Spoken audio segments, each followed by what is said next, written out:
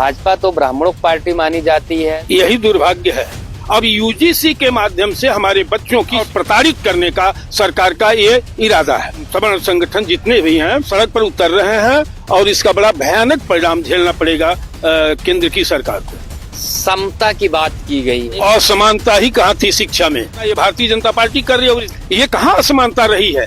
इससे असमानता दूर होगी कि और असमानता पैदा होगी। कि गाली तो सिर्फ सवर्ण समाज देता है, जाति सूचक गालियां देता है और इसी कारण से नियम लाया जा रहा है। उसी दलित एक्ट के द्वारा देश के सवर्णों का जो बुरा हाल है, फर्जी 99% फर्जी मुकदमे दर्ज किए जा रहे हैं सवर्णों पे। अगर ऐसे ही नियम रहा तो बड़ा हर्जाना झेलना पड़ेगा। शिक्षा से वंचित करने का एक बहुत बड़ा षड्यंत्र है राजनीतिक दलों का और भारतीय जनता पार्टी का। सरकार का तो सीधा कहना है कि समता के लिए कि सभी लोग आपस में मिलजुल कर रहे हैं, इसलिए ये नियम लाया गया। कौन सी समता भारतीय जनता पार्टी या सरकार उठाना चाहती है? कि सवर्ण समाज के लोगों को ये शिक्षा से दूर करने की व्यवस्था जो की जा रही है, इसमें क्या हटना चाहिए, क्या मांग करते हैं? क्या जरूरत थी ऐसे कानून की? क्या जरूरत थी ऐसे एक्ट की? मोदी जी को क्या करना है? अब इसके बाद उनको प्रधानमंत्री होना नहीं है, तो वो ये चाहते हैं अंग्रेजों की तरह। उन्होंने कार्य किया, जात को जात से बांटा, धर्म को धर्म से लड़ाया, भाषा को भाषा से लड़ाया। WS दिया था, श्यामा प्रसाद मुखर्जी के नहीं हुए, दीनदयाल उपाध्याय के नहीं हुए, प्रतिमाएं लगा दी लखनऊ में। उनकी औलादें क्या कर रही हैं? ये सिर्फ वोट बैंक की राजनीति है। कुछ सुविधाएं देके पिछड़े वोट बैंक को अपने ओर आकर्षित करना चाहती, खींचना चाहती। हम आपकी जिंदाबाद मुर्दाबाद के नारे लगाते रहे, आप हमको फांसी पर लटका दें। जरूरत पड़ी तो हम लोग विरोध करेंगे और पूरी तरीके से करेंगे। यूजीसी के एक नए नियम को लेकर इस समय देश भर में घमासान मचा हुआ है। सवर्ण समाज के युवा और पूरा सवर्ण समाज इस समय ना सिर्फ यूजीसी पर फायर है, उस कमेटी पर गुस्सा है जिस कमेटी ने इस नियम को लागू किया है, बल्कि निशाने पर है मोदी सरकार, निशाने पर है योगी सरकार और निशाने पर है भाजपा। वो भाजपा जिसके लिए सवर्ण समाज 82 ही नहीं, जब से भाजपा की स्थापना हुई उससे पहले यानी जनसंघ के साथ वो था, उसके बाद में लगातार भारतीय जनता पार्टी के रीढ़ की हड्डी यानी कैडर उसका बना रहा।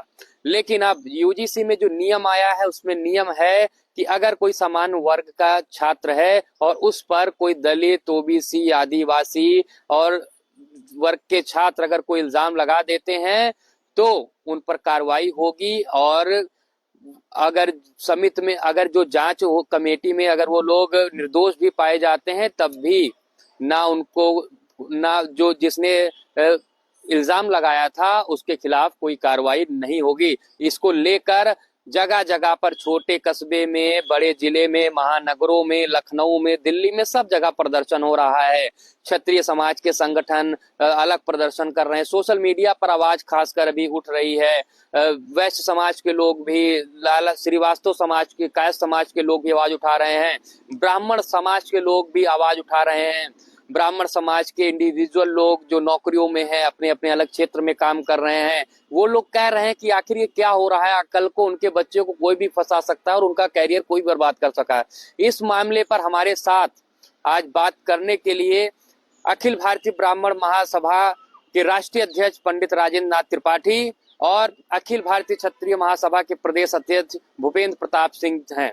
जी हाँ, अगड़ा का मतलब सबसे पहले माना जाता है ब्राह्मण और ठाकुर, और हमारे पास दोनों समाज के जिम्मेदार लोग हैं। जो एक तरफ भूपेंद्र जी हैं जो ठाकुर समाज की आवाज उठाते हैं लगातार, एक तरफ राजेंद्र त्रिपाठी जी हैं। लेकिन अब जो यहाँ पर सरकार का जो मामला आया है दोनों की मार का है। पहले हम राजेंद्र त्रिपाठी से बात करेंगे। सर, क्या भाजपा तो ब्राह्मणों की पार्टी मानी जाती है, सवर्णों की पार्टी मानी जाती है, ठाकुरों की पार्टी मानी जाती है, और अब ये नियम है और आप लोग विरोध कर रहे हैं। यही दुर्भाग्य है कि ब्राह्मण सहित ऊंची जातियों को बारूद के मुहाने पर खड़ा करने का कार्य भारतीय जनता पार्टी ने किया। हम लोग भी भाजपा के ही साथ थे हैं, लेकिन इस तरह का पहलू अभी तक इन्होंने काला कानून ले आया, दलित एक्ट का, उधर आरक्षण, अभी 2 के ग्रास में सवर्ण समाज फंसा ही था कि ये तीसरा ऐसा कानून ला रहे हैं या लाए हैं जिससे हमारे बच्चों का की शिक्षा रोकी जाएगी। तो अभी तक नौकरियों में, सामाजिक जीवन में तरह तरह का अन्य प्रकार के यत्न करके ब्राह्मण सहित ऊंची जातियों को दबाया जा रहा था। अब यूजीसी के माध्यम से हमारे बच्चों की शिक्षा को रोकने का एक कुत्सित प्रयास है और प्रताड़ित करने का सरकार का ये इरादा है, जिसका विरोध पूरे देश में, प्रदेश में सभी सवर्ण संगठन जितने भी हैं वो सड़क पर उतर रहे हैं और इसका बड़ा भयानक परिणाम झेलना पड़ेगा केंद्र की सरकार को। समता की बात की गई है, इक्विटी की बात की गई है, ताकि सभी समाज के लोग जो हैं एक साथ रहें, एक साथ बच्चे, उनमें वैमनस्यता ना हो। इसके लिए ये नियम बनाया गया है, ये कानून लाया गया है। उसके बावजूद क्या आप नहीं चाहते हैं कि कॉलेजों में समानता हो, सब लोग अच्छे तरीके से पढ़ें, एक दूसरे से कोई वैमनस्यता ना हो, दुश्मनी ना हो? आप नहीं? असमानता ही कहाँ थी शिक्षा में? असमानता पैदा करना, भेदभाव पैदा करना, प्रतिशोध में कार्य करने की परंपरा को कायम करना, ये भारतीय जनता पार्टी कर रही है और इस देश के सारे राजनेता और राजनीतिक दल कर रहे हैं। ये कहाँ असमानता रही है? इससे असमानता दूर होगी कि और असमानता पैदा होगी। वो हमें गाली दें, कोई अभियोग नहीं बनता है और हम उसका जवाब दें तो मेरे पर अभियोग बनेगा। लेकिन जो समाज में एक सोच है, परसेप्शन है कि गाली तो सिर्फ सवर्ण समाज देता है, जाति सूचक गालियां देता है और इसी कारण से नियम लाया जा रहा है। नहीं, कितना गाली दिया। आज उसी एक्ट के द्वारा, उसी दलित एक्ट के द्वारा देश के सवर्णों का जो बुरा हाल है, फर्जी 99% फर्जी मुकदमे दर्ज किए जा रहे हैं सवर्णों पर, उस एक्ट के द्वारा कहाँ हुआ? ये समानता है कि असमानता? आपको लगता है, आपको संभावना है अभी कि अगर ऐसे ही नियम रहा तो बड़ा हर्जाना झेलना पड़ेगा? शिक्षा से वंचित करने का एक बहुत बड़ा षड्यंत्र है राजनीतिक दलों का और भारतीय जनता पार्टी का। आपका क्या कहना है भूपेंद्र जी इस मामले पे? क्योंकि सरकार का तो सीधा कहना है कि समता के लिए, क्योंकि सभी लोग आपस में मिलजुल कर रहे हैं, इसलिए ये नियम लाया गया है। कौन सी समता भारतीय जनता पार्टी या सरकार उठाना चाहती है?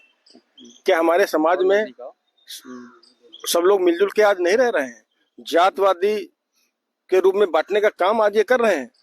क्या हमारे समाज का बच्चा, हमारे सवर्ण समाज का बच्चा क्या आज कॉलेजों में जाने से उसको डर नहीं लगेगा कि कोई भी व्यक्ति आएगा नीची जात का या बैकवर्ड वर्ग का कि हमारे ऊपर बोला कि इन्होंने हमको गाली गलौज किया, उठा के जेल में डाल दिया जाएगा? हमारे समाज के लोगों को, कहीं ना कहीं सवर्ण समाज के लोगों को ये शिक्षा से दूर करने की व्यवस्था जो की जा रही है, ये क्या उचित है? मैं पूछना चाहता हूं प्रदेश की और केंद्र की सरकार से भी, ये जाति जो समीकरण किस तरह से बिठाना चाहते हैं? क्या ये सिर्फ वोट की राजनीति के लिए सवर्णों को दबाने का काम किया जा रहा है? हो सकता है इसलिए बनाया गया हो क्योंकि सवर्ण जो है गुंडई छोड़ के सिर्फ पढ़ाई लिखाई करें। आज की तारीख में कौन गुंडई कर रहा है? क्या एससी गुंडई नहीं कर रहा है? क्या बैकवर्ड गुंडई नहीं कर रहा है? मुसलमानों से बड़ा गुंडा कौन है? योगी जी कहते हैं सारी गुंडई हमने सब ठीक। क्या योगी जी कहते हैं कि ठाकुर और ब्राह्मण ही गुंडा है? लेकिन योगी जी कह रहे हैं जितने गुंडे थे सब खत्म हो गए। गुंडे यादव गुंडे हैं, बिल्कुल गुंडे हैं, खुलेआम गुंडे ही करते हैं। समाजवादी गवर्नमेंट आने दीजिए, इन्हीं सवर्णों को के ऊपर अगर हजारों मुकदमे ना लिखे जाए तो बता दीजिए है कि इसका गलत इस्तेमाल होगा जो नियम है। पूरी तरीके से गलत एक्ट को बनाया जा रहा है, पूरी तरीके से गलत है और जब तक इसको खत्म नहीं किया जाएगा तब तक सवर्ण समाज पूरी तरीके से इसका विरोध करेगा। इसमें क्या हटना चाहिए, क्या मांग करते हैं? और क्या जरूरत थी ऐसे कानून की? क्या जरूरत थी ऐसे एक्ट की? इस समानता वाले देश में चाहे शूद्र हो, चाहे बैकवर्ड हो, चाहे सवर्ण समाज हो, सब एक साथ में आज की डेट में बैठ खाना खाते हैं, सब एक दूसरे के साथ में मिलजुल के रहते हैं। क्या जरूरत थी ऐसे एक्ट की? क्या जरूरत थी? क्या सवर्ण समाज के बच्चों को क्या आप अनपढ़ रहने देना चाहते हैं? क्या वो नहीं चाहते हैं कि समाज में कोई अच्छी शिक्षा उनके ऊपर वो भी ले? वही सवर्ण समाज के लोग उन्हीं ओबीसी दलित को कहते हैं कि हमारे पूर्वज ऐसे थे, राजा थे, महाराजा थे, चाणक्य थे और आपके पूर्वज हमारी सेवा करते थे। वही तो ठीक करने के लिए किया जा रहा है। पुराना इतिहास उठा के देख लीजिए, किसने देश के लिए लड़ाई लड़ी, किसने बैकवर्ड और एससीओ के लिए लड़ाई लड़ी। अगर आज हम लड़े हैं, अगर हमारी आज संख्या कमी है तो हमने सर कटवाए हैं, तभी उनकी रक्षा की है। ऐसे थोड़ी कि ये देश बन गया है, ऐसे थोड़ी सरकारें बन गई हैं, ऐसे हमने थोड़ी अपने रजवाड़े सरकार को दे दिए हैं, ऐसा थोड़ी देश बन गया है। आज अगर उस जिस देश को बनाने में हमारा महत्वपूर्ण योगदान रहा है, उसी देश में आज हमको अल्पसंख्यक की तरह आप ट्रीट करेंगे, ऐसा तो समाज नहीं होने देगा। हो सकता है आप लोग क्षत्रिय महासभा, करणी सेना, ये लोग तलवारें बहुत लहराते हो, तो सरकार ने सोचा हो अब ये लोग तलवार से ही अपना रोजी रोटी अपना के इकट्ठा कर लेंगे, शिक्षक क्या काम है? नहीं, तलवारें लहराना तो हमारा हमेशा काम रहा है। अगर तलवारें ना लहराई होती तो आज मुगलों का शासन होता है हिंदुस्तान में।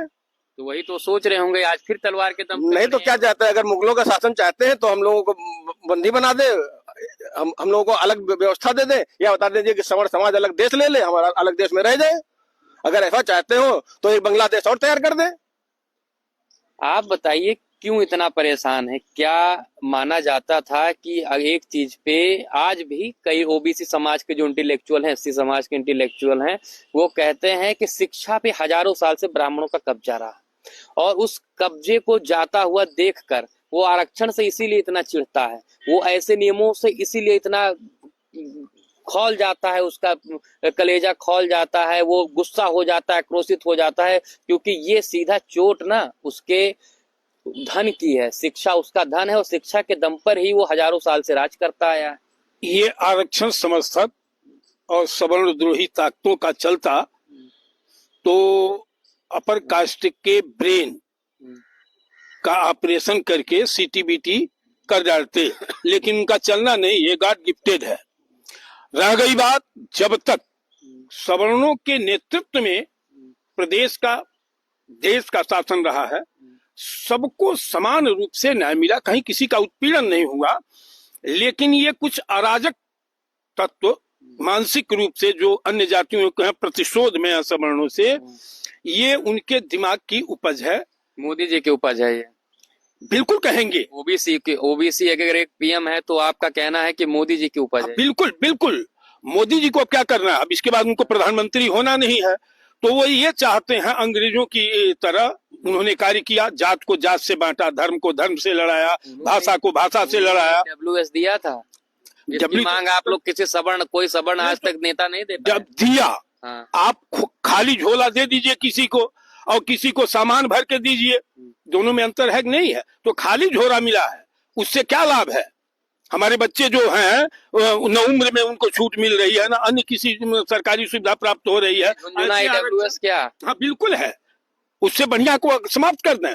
और नहीं तो जो अन्य जातियों को आरक्षण के तहत लाभ मिल रहा है ईडब्ल्यूएस में, दलित ओबीसी के लोग कह रहे हैं कि जो ओबीसी के नाम पर मोदी कुछ फैसले लेते हैं, एससी वो उनको भी झुंझुना देते हैं, यानी मोदी सबको झुंझुना देते हैं क्या? झुंझुना ही दे करके बांटने का काम ये सरकार कर रही है, जात के नाम पर, धर्म के नाम पर, भाषा के नाम पर बुरी तरह से, इस तरह से बांटी। इतना लोगों ने पढ़ने नहीं दिया दलित समाज को हजारों साल तक, नहीं तो वो भी आपसे तेज हो। हम ही लोगों की देन है कि दलित इस धरती पर रह गया, सम्मान प्राप्त किया। ये ऊंची जातियों की देन है, ऊंची जातियों ने निःशुल्क अपनी जमीन में बसाया, पुत्र के रूप में उनको सम्मानित किया, समाज में सम्मानित करने का कार्य किया।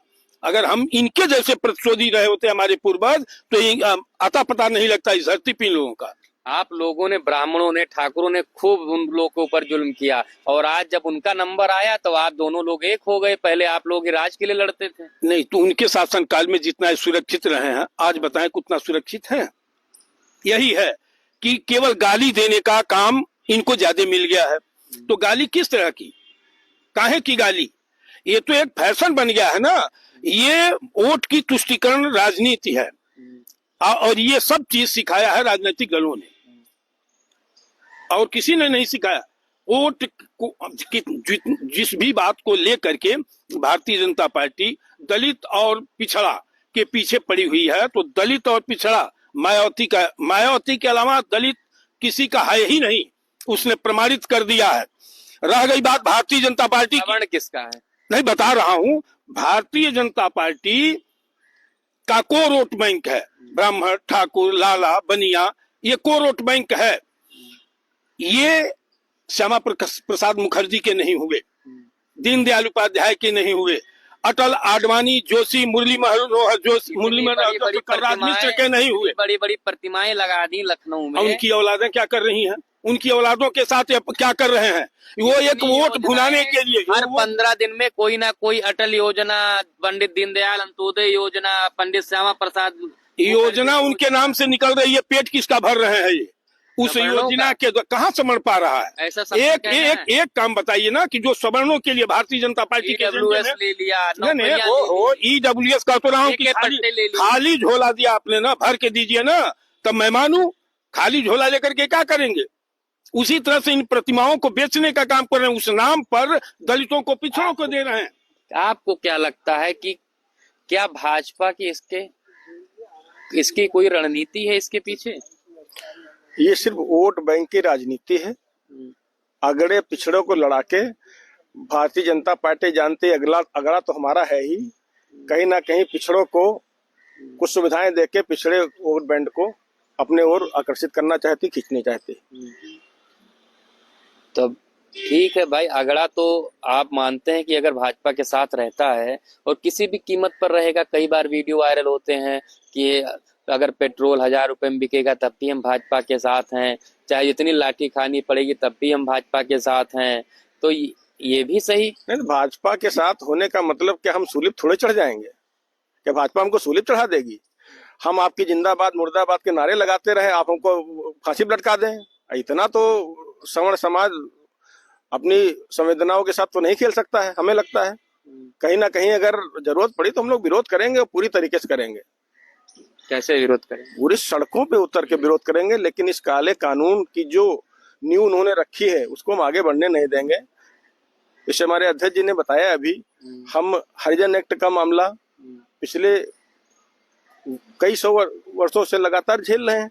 ठीक है, अगर उसमें चेक करा लिया जाए तो 80% मुकदमे SC ST के फर्जी पाए गए हैं। ब्राह्मण ठाकुर ही तो करवाते हैं, लोग कहते हैं एक दूसरे के खिलाफ। क्यों? अच्छा, क्यों करवाएंगे? ब्राह्मण को यूज करके ऐसा सामान्य तौर पर समाज में मानना है। लोग कहने के लिए तो कुछ ठाकुर ब्राह्मणों को, आपका दुश्मन आपके खिलाफ नहीं, कहने के लिए तो ठाकुरों को लोग और दलित लोग तो बेचारे अपना काम करते हैं। अगर देखा जाए, अगर पुरानी हम मूवियों में जाए तो हमेशा ठाकुरों को तो वहाँ डकैते और अत्याचारी दिखाया गया। अगर डकैत अत्याचारी अगर राजपूत अगर रहा होता तो इस देश का विकास नहीं होता, इस देश का निर्माण नहीं हुआ होता। हमेशा राजपूतों ने हर समाज के लोगों को पालने पोसने का काम किया है, उनकी लड़ाई लड़ी है राजपूतों ने अपनी। नहीं, उनका अधिकार छीना जा रहा है, बिल्कुल छीना जा रहा है। आजकल सवर्णों का अधिकार छीना जा रहा है। काम लड़ना था तब कहाँ आप शिक्षा के लिए परेशान? क्यों भाई, लड़ना ही था। हम लोग शिक्षित नहीं थे क्या? हमारे यहाँ हमारे वकील नहीं थे, हमारे यहाँ जज नहीं थे, हमारे यहाँ मंत्री नहीं थे, हमारे मगर शिक्षा की किसी व्यवस्था को क्या चलाया जा सकता है? बिल्कुल नहीं चलाया जा सकता है। जो जिसका काम था वो वही काम कर रहा था। लेकिन आज की सरकारों ने 2 भागों में अगले और पिछड़े को बांटने का काम किया है। हम फिर सरकार से गुजारिश करते हैं और कुछ चेतावनी देते हैं, ऐसे कानूनों का मैं विरोध करता हूं। अगर नहीं हुआ तो पूरे हिंदुस्तान में देशव्यापी आंदोलन होगा, लोग सड़कों पे उतरेंगे, लेकिन ऐसे कानूनों को हम लागू नहीं होने देंगे और अपने आने वाले भविष्य में बच्चों को, उनको इस अंधे कानून का शिकार नहीं होने देंगे। अंतिम, आप क्या करेंगे अगर सरकार इस मुद्दे पर अगर बैक नहीं होती है तो आपका स्टैंड क्या होगा? पूरा एक एक दरवाजे पर जितने देश में अपर कास्ट के संगठन हैं उन सभी के साथ बैठक करके और डोर टू डोर ये आंदोलन का रूप धारण करेगा। इस अन्याय को अब बर्दाश्त नहीं, बहुत बर्दाश्त किया गया है, जुर्म बहुत। अब रुक जाइए त्रिपाठी जी, देख लेंगे चुनाव के बाद तक। कभी ऐसा मेरे पर डोरा डाल आश्वासन दे रुके रहिए, नहीं काहे के चुनाव तो यही रुक जाए। चुनाव बाद उस एक्ट को ले आवे, फिर 2-2 हाथ होगा। आप उसके पहले क्यों कर रहे हैं? ये चुनाव के बाद वो भी करें, चुनाव तक हम शांत रहेंगे। अगर वो करेंगे तो चुनाव तक यह स्थिति अराजकता का माहौल फैलाना चाहते हैं तो अराजकता का माहौल तो नहीं फैलेगा, लेकिन ये कि प्रत्येक सवर्णों के घर से मुखर विरोध सड़क पर भारतीय जनता पार्टी को दिखाई देगा। तो सुना आपने, हमारे साथ ब्राह्मण महासभा के राष्ट्रीय अध्यक्ष राजेंद्र नाथ त्रिपाठी और क्षत्रिय महासभा के प्रदेश अध्यक्ष भूपेंद्र प्रताप सिंह थे। दोनों का एक ही बात कहना है कि भारतीय जनता पार्टी पिछड़े और अगड़े को लड़ाने का काम कर रही है और बेवजह का मुद्दा बना रही है। बिना किसी डिमांड के एक मुद्दे को थोपा जा रहा है और सियासत की जा रही है, जबकि सवर्णों को जो शिक्षा का अधिकार उनके पास भी उतना ही है जितना ओबीसी और दलित के पास है। ऐसे में अगर इस नियम को वापस नहीं लिया गया तो ये लोग सड़कों पर उतरेंगे और सरकार के खिलाफ आंदोलित होंगे। और जो भाजपा सवर्णों को अपना कैडर समझती है, अगर इस नियम को वापस नहीं लिया तो उसे इसकी भारी कीमत चुकानी पड़ेगी। कैमरामैन आलोक के साथ हरमन मिश्रा, NTT भारत, लखनऊ।